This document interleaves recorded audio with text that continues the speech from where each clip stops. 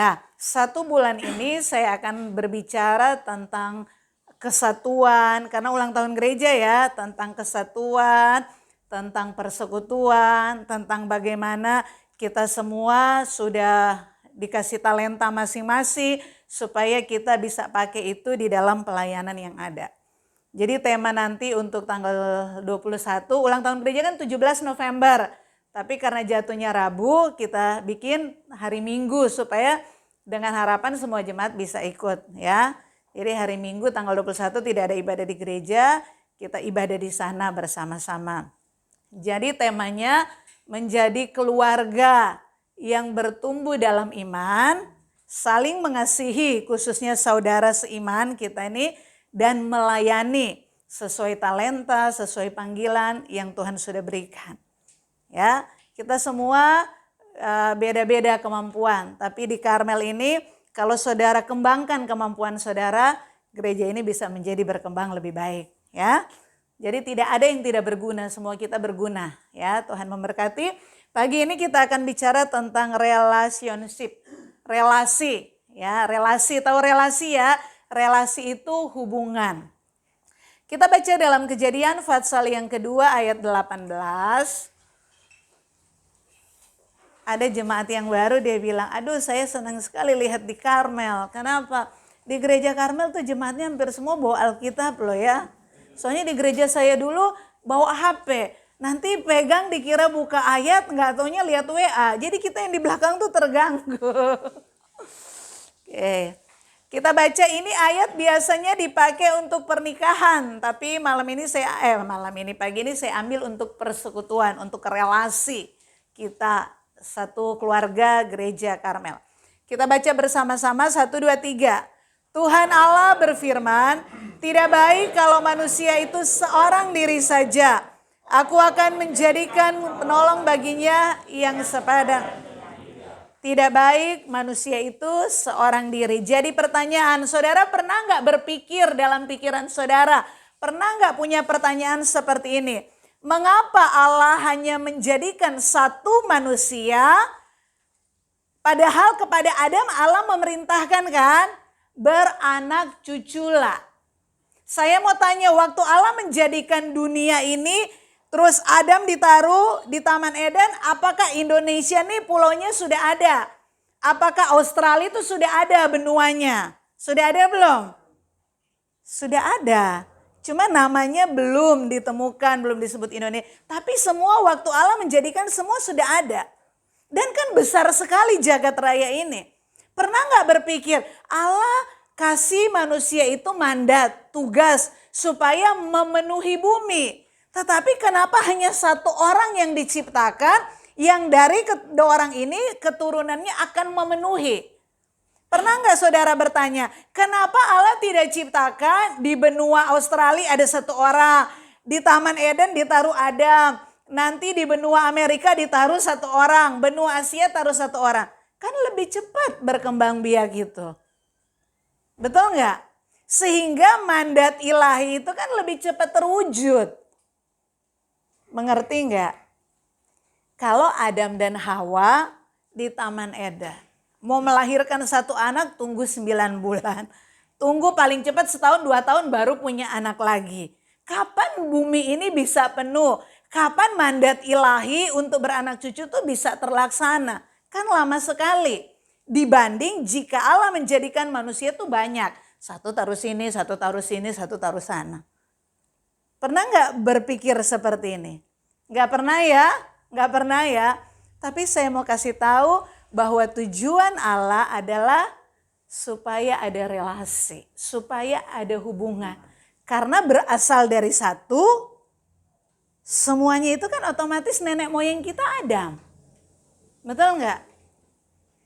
Kalau ada orang yang kaya raya, orang terkenal, kita bilang, wah dari Manado ya, satu kampung sama saya. Nanti dicari, satu marga. Padahal nggak ada hubungan saudara. Tapi dicari hubungan-hubungan, paling hebat itu orang Batak.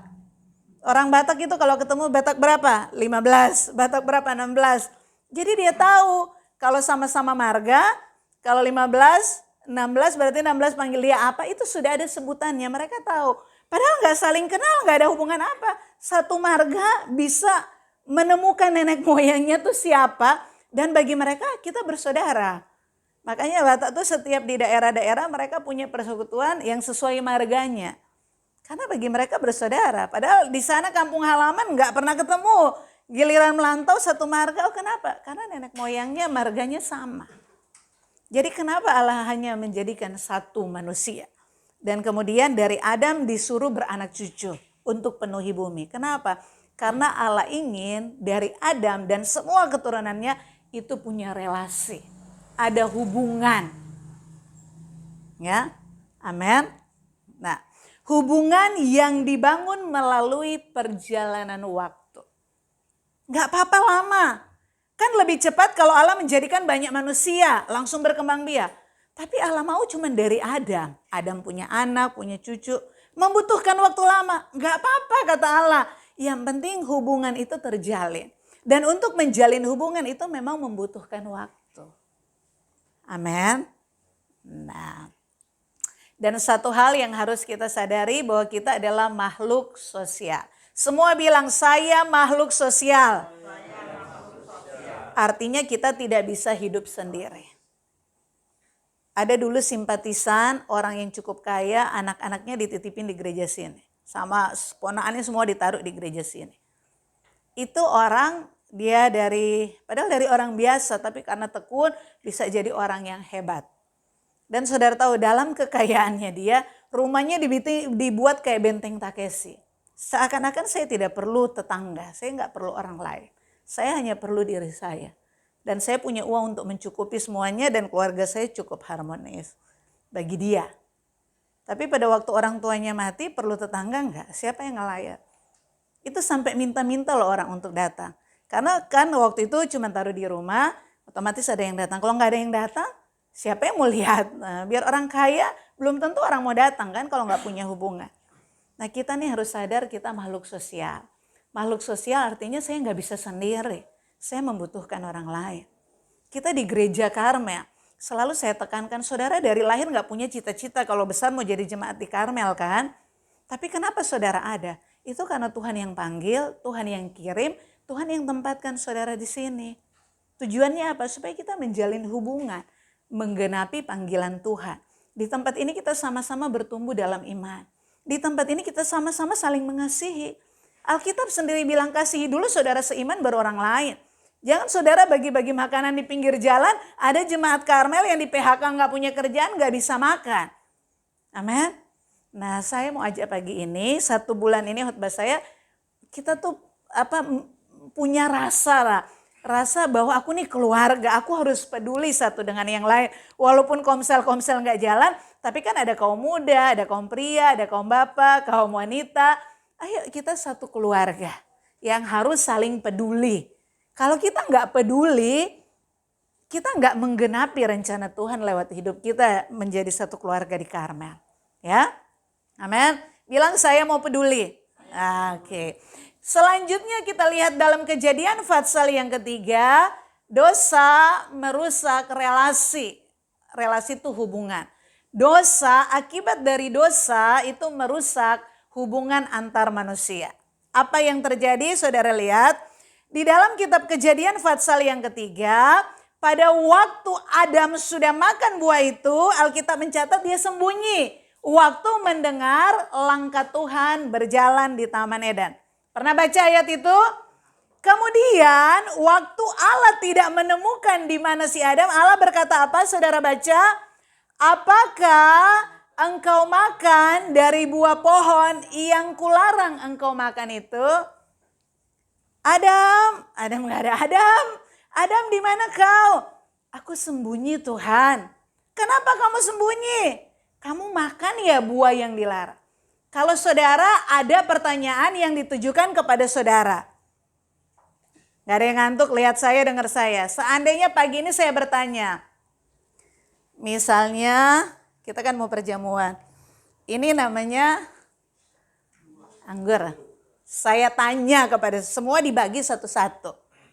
Saya tanya, siapa yang sudah minum anggur? Saudara jawabnya apa? Jawabnya apa? Jawabannya kan dua. Saya sudah minum atau saya belum minum. Cuman itu kan, karena pertanyaannya siapa yang sudah minum anggur? Saudara lihat, saya bawa saudara di dalam Kejadian pasal yang ketiga. Allah, dia bertanya kepada Adam, apakah engkau makan dari buah pohon yang kularang engkau makan itu? Harusnya jawabannya Adam apa? Ya, aku makan, atau tidak, aku tidak makan. Tapi saudara tahu jawabannya Adam itu apa? Baca sama-sama. Perempuan yang kau tempatkan di sisiku, dialah yang memberi dari buah pohon itu kepadaku, maka saudara menemukan sesuatu yang baru di sini. Sudah pernah baca tapi baru ngeh pagi ini ya. Allah cuma tanya, kamu makan ya? Dia jawabnya kan, iya aku makan Tuhan.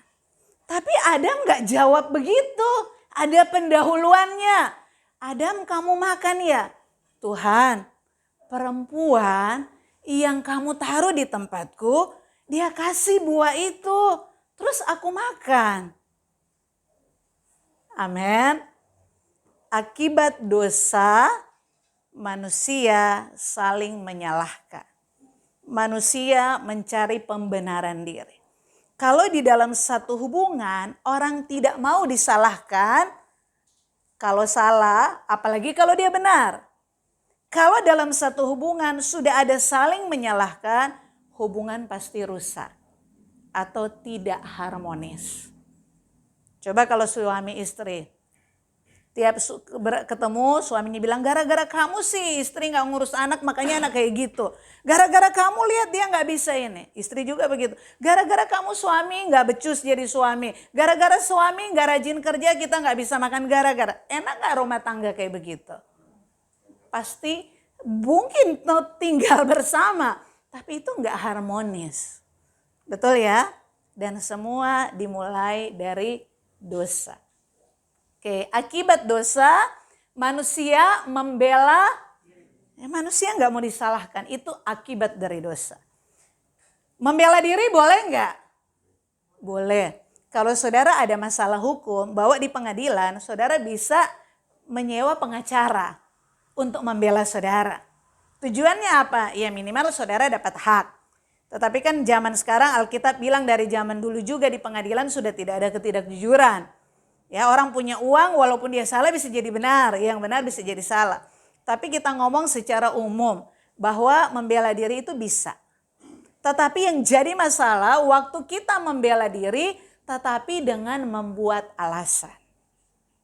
Gara-gara perempuan ini loh Tuhan, itu kan alasan. Sekarang saya mau tanya saudara, mulut-mulut siapa? Mulut saudara kan? Apa yang mau masuk ke mulut kita kan terserah kita. Betul nggak?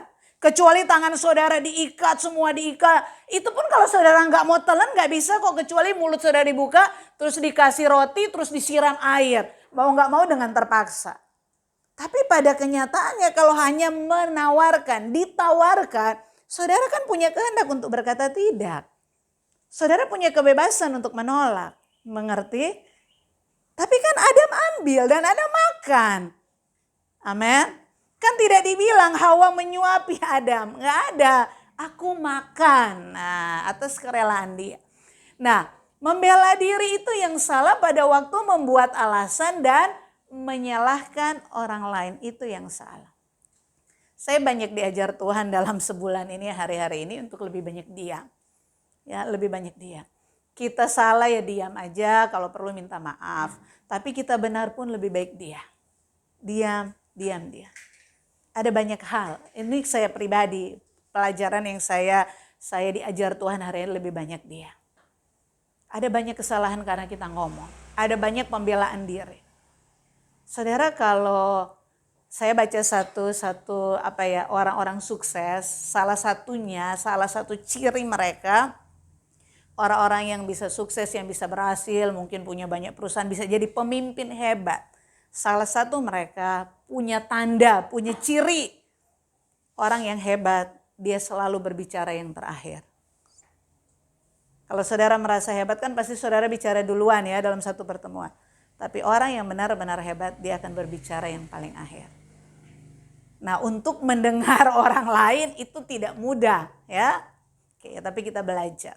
Nah, orang yang membela diri dengan membuat alasan, menyalahkan yang lain, itu tanda dia tidak bertanggung jawab. Sementara manusia waktu diciptakan itu dengan tanggung jawab.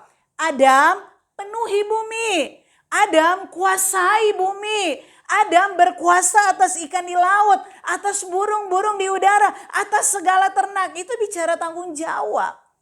Tapi pada waktu manusia jatuh dalam dosa, manusia kehilangan tanggung jawab. Dia tidak mau menjadi manusia yang bertanggung jawab. Padahal kalau saudara baca, waktu Allah berfirman itu cuma ada kata ada. Tidak ada. Waktu Allah berfirman kepada Adam dan Hawa berdiri di sampingnya, berkatalah Tuhan, Adam, semua pohon dalam taman ini boleh kau makan buahnya. Tetapi yang di tengah taman tidak boleh. Hawa kamu dengar juga, tidak ada kata Hawa. Hanya ada kata Adam di situ. Artinya Adam dituntut tanggung jawab. Tapi pada waktu dia melanggar, dia tidak bertanggung jawab. Dia menyalahkan Hawa. Ya. Nih. Orang yang tidak bertanggung jawab itu akan merusak hubungan dengan Allah, dengan sesama, dengan semesta, dengan alam semesta. Itu pasti rusak kalau ada orang-orang yang tidak bertanggung jawab. Dalam satu komunitas, di gereja, kalau ada orang yang gak bertanggung jawab, seharusnya punya tanggung jawab, pasti akan merusak. Saudara dalam pekerjaan, setiap orang bekerja itu pasti punya job, punya pekerjaan, punya tugas masing-masing. Pada waktu salah satu tidak melakukan fungsi, itu pasti akan rusak. Tidak akan maksimal perusahaan, kantor atau usaha itu tidak akan maksimal. Amin. Kita ini orang yang bertanggung jawab. Saudara belajar bahwa dalam berelasi kita bisa berhubungan dengan baik dimulai dari keluarga. Kalau setiap anggota tuh bertanggung jawab. Di gereja, kalau setiap anggota tuh punya tanggung jawab dan melakukan tanggung jawab. Relasi hubungan tuh terjalin dengan baik dan sama-sama enak. Ya. Oke. Dalam 1 Yohanes 4 ayat 7 sampai 12, saudara boleh buka yang bawa Alkitab. Nah, ini pemulihannya. Manusia kan semua sudah berdosa. Kita juga, ada gak yang mau disalahin saudara? Gak mau. Saudara salah aja gak mau disalahin, apalagi kalau saudara benar. Pernah gak saudara sadari bahwa itu akibat dosa? Tapi waktu kita belajar bahwa Yesus sudah menebus dosa kita, Yesus sudah mati untuk kita, kan kita gak mau tetap tinggal dalam kodrat dosa. Kita kan mau berubah. Amin. Amin saudara. Saudara yang banyak-banyak alasan mau bertobat. Saudara yang suka bikin-bikin alasan mau bertobat. Mikir dulu. 1 Yohanes pasal yang keempat, ayat yang ke-7 sampai ayat yang ke-12. Saudara dilihat di situ, Allah adalah kasih, saudara baca di situ. Ayat 7 sampai ayat yang ke-12. Yesus sudah mati untuk kita. Allah adalah kasih. Dan orang yang percaya kepada Tuhan Yesus, Allah tinggal di dalamnya. Artinya kasih Allah ada di dalam kita. Kalau ada kasih Allah di dalam kita, berarti kita juga mampu mengasihi sesama. Walaupun kita lahir dari kodrat dosa, kita tidak akan membuat alasan pada waktu kita salah. Dan kita juga tidak harus menyalahkan orang lain, walaupun mereka yang salah. Amin. Kita mau belajar, kita sudah ditebus, kita mau jadi orang yang bertanggung jawab. Ya. 1 Yohanes 4 ayat 7 sampai 12, Allah adalah kasih. Setiap orang yang mengasihi lahir dari Allah dan mengenal Allah. Kalau saudara tidak mengasihi sesamamu, berarti saudara tidak mengenal Allah. Ya. Dan yang terakhir, jika kita saling mengasihi, Allah tetap di dalam kita. Dan kasihnya apa? Sempurna. Alkitab berkata, besi menajamkan besi, manusia menajamkan sesama. Kita sudah lahir dengan kodrat dosa. Kita punya temperamen berbeda-beda. Ada orang ngomong dulu baru mikir. Ada orang yang mikir ndak ngomong-ngomong dipendem sampai mati. Giliran meledak seperti gunung es. Wah, kayak Titanic kan jalan aja padahal ada gunung es. Itulah bedanya manusia. Tetapi dalam menjalin hubungan supaya kita punya relasi, hubungan yang baik, yang saling mengasihi cuma satu. Dasarnya karena aku sudah menerima kasih dari Allah dan aku percaya Allah tinggal di dalam aku lewat Roh Kudusnya, maka aku wajib mengasihi sesamaku. Amin. Kalau saudara masih ada benci, dendam, iri hati kepada orang lain, berarti Allah tidak tinggal dalam hidupmu. Jadi orang Kristen gak masalah. Baca Alkitab tiap hari gak masalah. Ke gereja gak masalah, itu bukan ukuran. Tapi apakah Allah benar tinggal di hatimu atau tidak bisa diukur dari seberapa kamu bisa menerima kekurangan orang lain. Amin. Makanya kalau saudara lihat Matius 25, standar orang bisa masuk surga, itu bukan agama Kristen. Seberapa kamu mengasihi sesamamu. Loh kapan? Waktu aku haus kamu beri aku minum. Waktu aku tidak punya pakaian kamu kasih aku baju. Waktu aku dalam penjara kamu melawat aku. Itu kan bicara kasih. Bicara perhatian. Kalau Tuhan ada di dalam kamu, kamu pasti mengasihi orang. Menerima mereka apa adanya. Dengan segala kekurangan mereka. Mengapa? Aku banyak kekurangan. Aku banyak dosa. Sampai hari ini pun masih banyak aku bergumul dengan hal yang salah. Tapi Tuhan menerima aku apa adanya. Hanya orang yang sudah menerima kasih Allah yang mampu mengasihi saudaranya tanpa syarat. Amin. Dan itu jadi PR kita ya di Karmel. Kita kan mau bertumbuh bersama-sama, kita berubah bersama-sama. Ayo wujudkan kasih itu dimulai dari keluargamu di rumah dan keluarga kita di gereja. Ya. Kesimpulan kita baca sama-sama 1, 2, 3. Sedalam apa hubunganmu dengan Allah? Dapat diukur dari sejauh mana engkau mampu menerima orang lain apa adanya. Seberapa dalam hubunganmu dengan Allah. Bukan diukur dari, oh saya sudah melayani, oh saya kalau doa bisa bahasa roh, oh saya rajin ke gereja. Bukan. Seberapa dalam hubunganmu dengan Allah. Bisa diukur dari sejauh mana saudara mampu menerima orang lain dengan segala kekurangan mereka. Amin. Oke, yang terakhir 1, 2, 3. Saya adalah anggota Gereja Karmel yang sedang mempersiapkan diri untuk menjadi anggota keluarga kerajaan Allah di langit yang baru dan bumi yang baru. Amin. Tuhan memberkati. Hubungan itu sangat penting. Dan Tuhan mau ada hubungan keharmonisan. Kenapa? Karena di langit baru, bumi baru semua hidup damai. Tidak ada kesedihan, tidak ada air mata, tidak ada orang yang berkata kasar, tidak ada orang yang membuli, tidak ada orang yang menyalahkan. Dan untuk sampai di sana, latihannya di bumi ini. Kenapa Tuhan tempatkan saudara di sini? Kenapa tempatkan orang-orang yang mungkin 1-2 menjengkelkan? Itu enggak kebetulan. Tuhan mau melatih kita. Apakah kita orang yang bertanggung jawab? Saudara bikin salah atau tidak itu keputusanmu. Jangan bilang, Tuhan gara-gara saya punya istri seperti ini makanya saya mati masuk neraka. Tuhan gara-gara saya menikah sama dia makanya saya jauh dari Tuhan. Setiap orang pada waktu mati harus mempertanggungjawabkan diri di hadapan Tuhan. Dan Tuhan tidak menerima alasan apa-apa. Karena kamu diciptakan. Kamu harus bertanggung jawab dengan kebebasan. Tuhan memberkati, mari kita bangkit berdiri.